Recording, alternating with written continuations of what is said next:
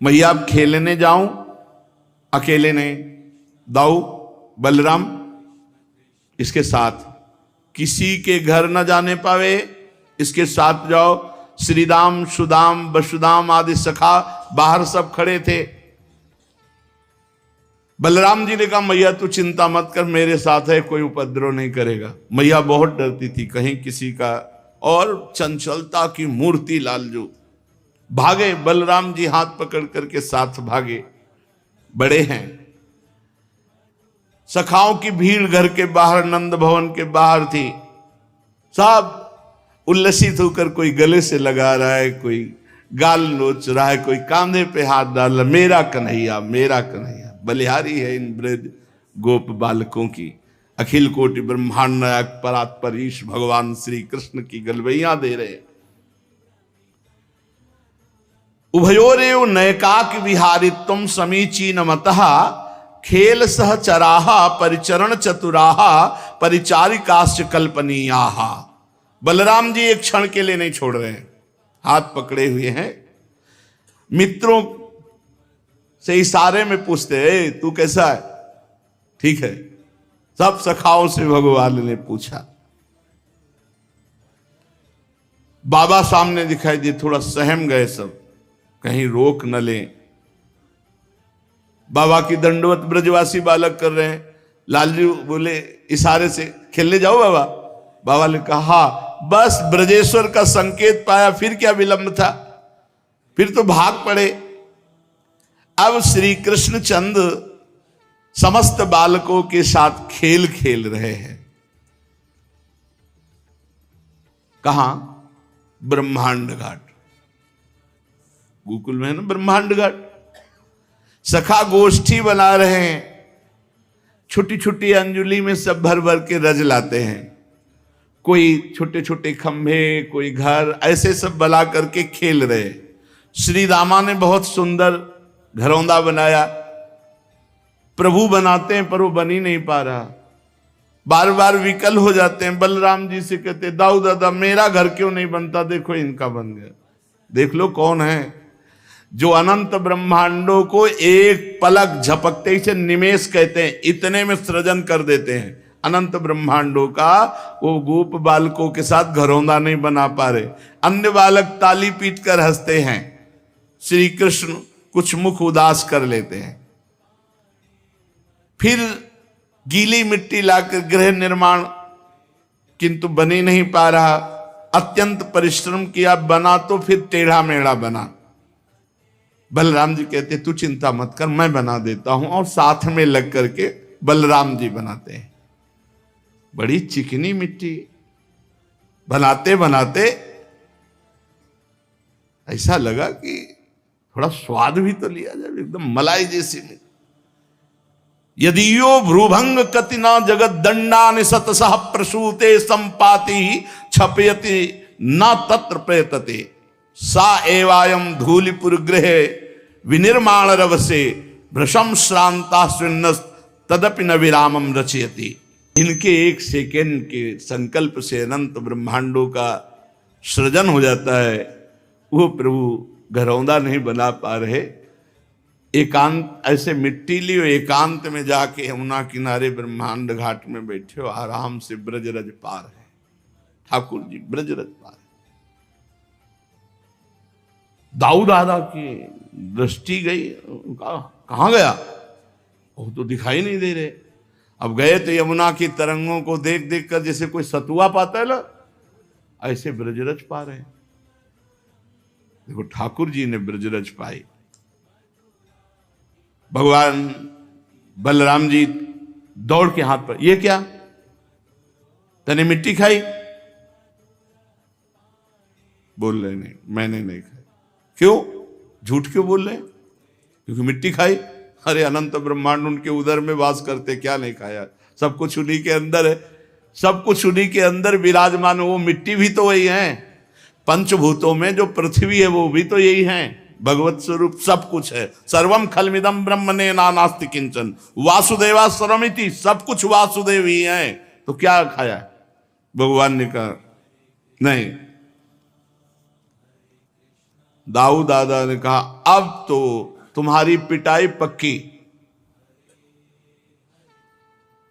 सनक सनंदन सनातन सनत कुमार योगीश्वर वो अव्यक्त रूप से विचरण करते हैं। दाऊ दादा हाथ पकड़े ये ना कर रहे हैं, इस शोभा को वो गुप्त रूप से देख रहे हैं।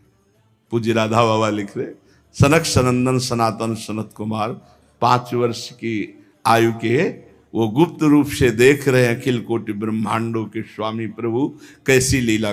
दाऊ दादा आज तो तुम पिटोगे, आज तुमने तो भय युक्त और ऐसे मुंह में रज पूरी भरी गीली मिट्टी, नहीं मैंने नहीं पाई।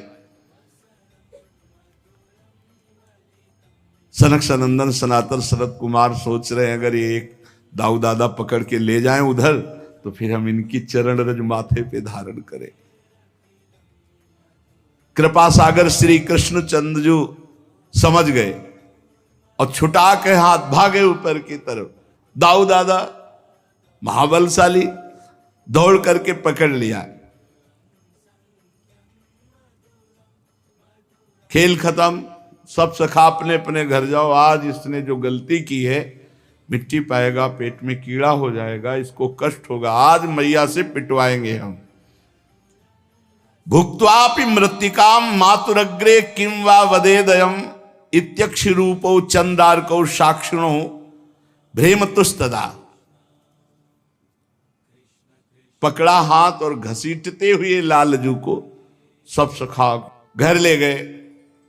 मैया मैया कहा था ना कि संभाल के रखना, एक क्षण चूक हो गई, देखो इतनी ढेर सारी मिट्टी गटक गटक के पाया है इसने ब्रह्मांड घाट से।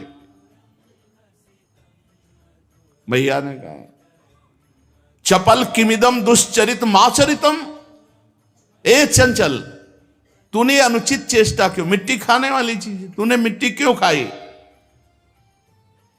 अगल बगल दबा के बोले मातर ना किमपि, मैंने कुछ नहीं किया, ये ऐसे झूठ बोल रहे हैं।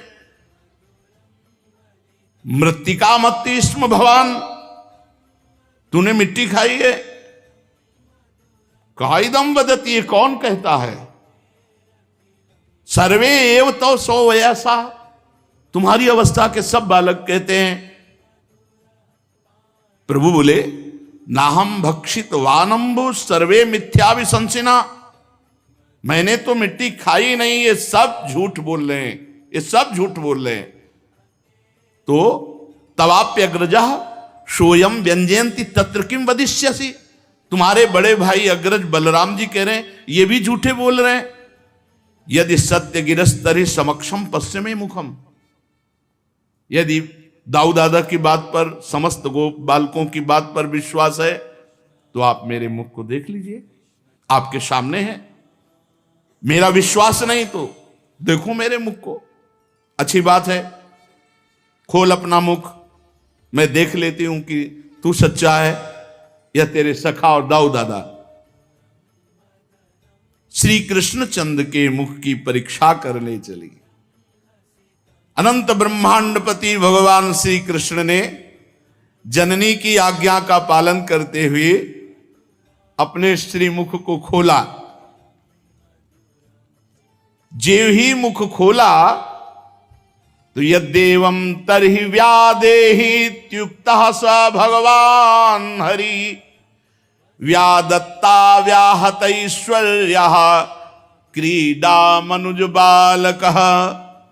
खेल से मनुष्य बालक बने हुए भगवान श्री कृष्णचंद्र जी ने अपने मुख को खोला तो क्या देखा, मुख में छोटे से नंदनंदन के सा तत्र ददृशे विश्वम जगत स्थास्नु चखम दिशा साद्रिद्वीपाब्धि भूगोलम शवायविनिदुतारकम